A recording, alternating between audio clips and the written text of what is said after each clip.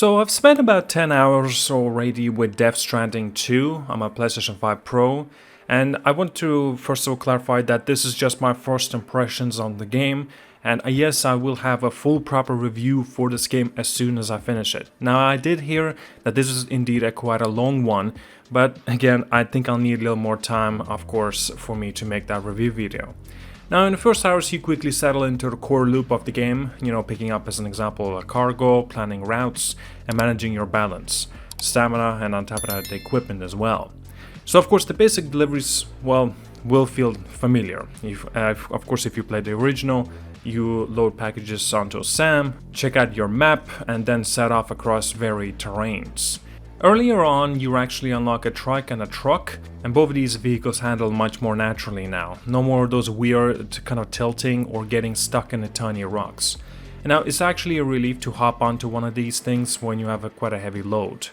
Now, upgrading batteries or armor becomes a priority as soon as you unlock these options, since battery life really matters on long runs.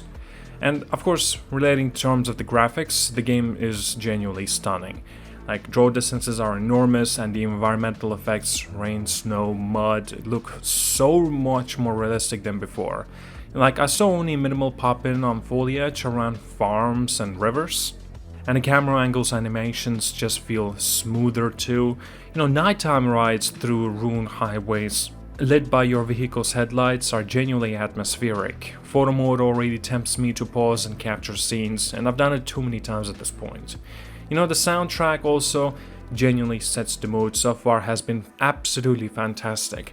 Like earlier missions featuring brooding ambient tracks that match the isolation of traversing a fractured world.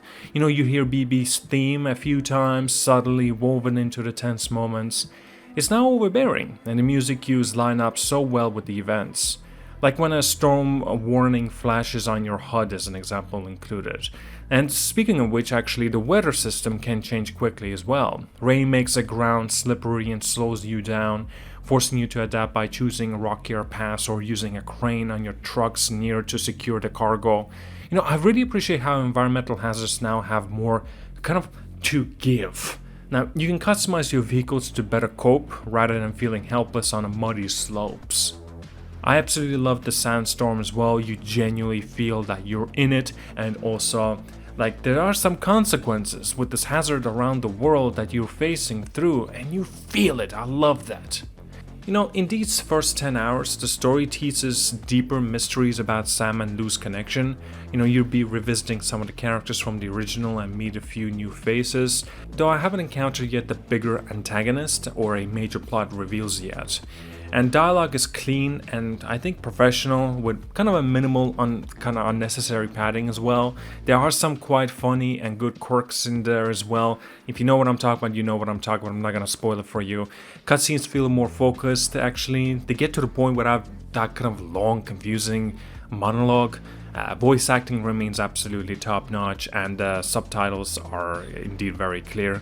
But I did had some issues that I'm noticing regarding Norman Reedus. He just feels so robotic. I don't know how to say it. I feel like he's not doing his best portraying as a Sam.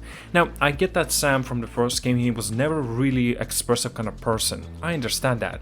But in this one, he feels a little more stepped away from the reality, and he just doesn't want to be in the booth having conversation with this voice acting. It's just maybe I kind of had that feeling anyway. But again, maybe it'll grow on me as I continue playing through the game. Now, you can also unlock a handful of handy gadgets earlier on. The new portable doll companion acts as a kind of a small radar that can be thrown to scout ahead. But in my playthrough, I mostly relied on my improved Odratec pings basically. I still mostly relied on my ping system. Still, having the option to set up a stationary camera is quite neat, especially when enemy patrol starts to appear. And combat against human foes and skeleton BTs remain rare in the opener, which should suit me fine. I'm here to traversal and world building first. I want to get into that, and then I will check out and see all the combat parts. I have been a part of it already. It does work well, it flows good as well, and yeah, it feels good to play. Oh, perhaps should mention that I'm actually playing this game on a normal difficulty. That's I believe there's normal, there's hard, there is a story mode as well, and there's easy. I believe there's like 4 different difficulties, so I'm playing on normal. Now, progression through the porter grade system feels more rewarding from the start. Each tier unlocks useful gear, better boots, stronger cables, extra storage slots, and even simple weapons. And I found myself eager to grind deliveries, not just to advance the story, but to get those tangible upgrades.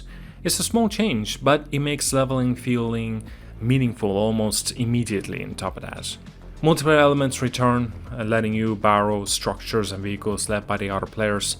I placed a few bridges and watchtowers near tricky river crossings myself. Having these built by strangers genuinely helps more than you can expect. I left behind ropes and ladders for the future players. It's just a subtle community feature that adds life to the world without text chat or direct interaction. I have to mention as well a little bit relating to PlayStation 5's DualSense controller. It's actually very well used. Adaptive triggers give tension when drawing cables, and haptic feedback changes between walking on a gravel, concrete or grass. The touchpad still lets you rotate the camera in menus. It's small but welcome convenience when you're juggling dozens of packages.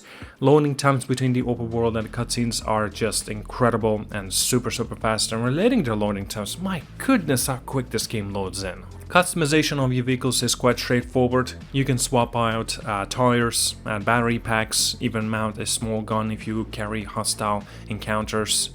Now, in my first 10 hours I upgraded both trucks to handle steeper inclines and added headlights that cut through the darkness. There's an easy to navigate interface for this, which contrasts nicely with the sometimes clumsy menus on the first game. Now, visually early stops includes a waterfall site and the decimated industrial zones, and these locations feel lived in and varied. The devs have kept the sense of wonder and discovery, and you'll spot photo-worthy moments around every corner, rusted ships on hillsides, murals on crumbling walls, faint traces of the past civilization. So far I haven't seen any late game foreshadowing like I did in the first title. None of those like massive void outs or fully formed antagonist showdowns yet at least. And the opening missions focus on reconnecting small settlements to chiral network rather than stopping world-ending disasters. And that pacing gives you the time to adjust to mechanics just before the big story bumps drop anyway. In summary, after about 10 hours I'm encouraged that Death Stranding 2 refines rather than reinvents. Traversal is smoother, vehicles are more fun to drive, and early progression keeps you engaged.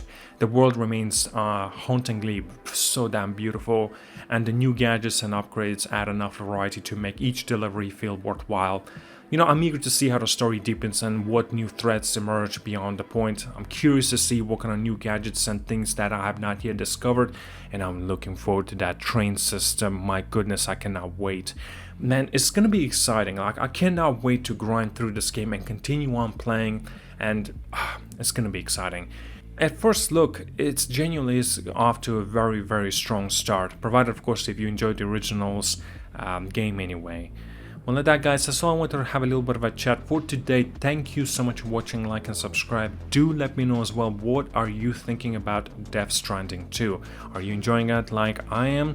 Or perhaps maybe you expected something more, or maybe even a little bit different? Maybe you never even bothered picking up because perhaps you did not enjoy the original. And at that, thank you again guys. See you guys all. Like and subscribe, and yeah, have a wonderful day.